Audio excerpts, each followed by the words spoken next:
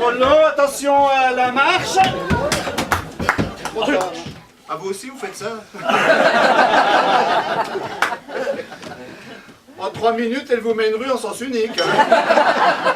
Le doigt de Dieu, croyez-moi, le doigt de Dieu. Vous m'avez tout de même donné du fil à retordre. Franchement, Preston, vous m'épatâtes. On voit tout de suite que vous avez dû jouer assez bien dans le temps.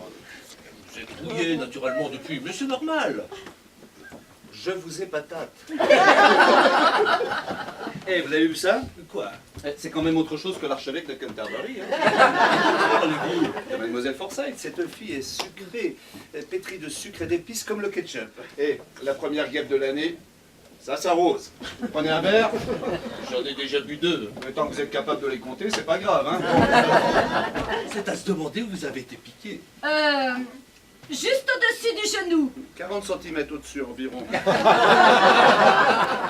Pour qui, ces chéris? Ils sont pour vous. Vous m'achetez des fleurs? Ou à moi? C'est ridicule. Comment ça, ridicule? Vous savez très bien que le premier type qui franchit en vainqueur la ligne d'arrivée a droit à un bouquet. Et estimez-vous heureux que je ne vous demande pas de faire un tour d'honneur. Hein. Bon. Dieu qui entend tout, écoute-moi. Suspends ton dessein si tu as décidé de rendre cette femelle féconde. Que souffle dans sa matrice le vent glacé de la stérilité. Quoi? Qu'est-ce qu'il dit? Ses organes deviennent plus secs que le foin dans les granges. Et que si jamais elle engendre, ce soit d'un enfant de vinaigre de fiel. Emportez ses fleurs, mesdames. À la plus aimante, à la plus charmante, à la plus douce des femmes, il faut de temps en temps envoyer un coup de pied dans les gencives pour la remettre sur les voies de la perfection. Voilà, retenez bien ce que je vous dis. Et maintenant, allez en paix et vous me ferez 3 AV de pâtes.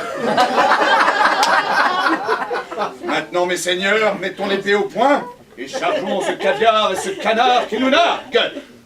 Chérie, à toi l'honneur. Mademoiselle.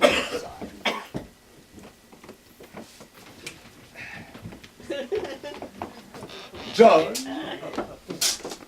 Après vous. Oui, je sais, mais c'était pour changer un peu. Allez.